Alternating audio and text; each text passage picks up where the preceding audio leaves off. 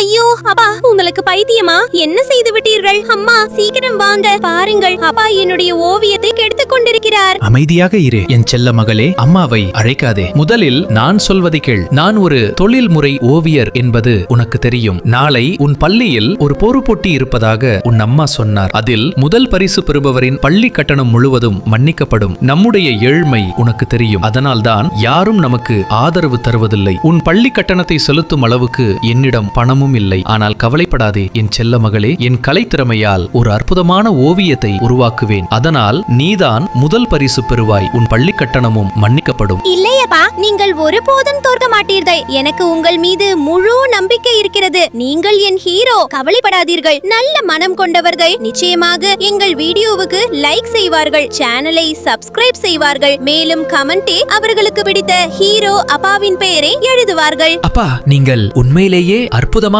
வேலை செய்து விட்டீர்கள்.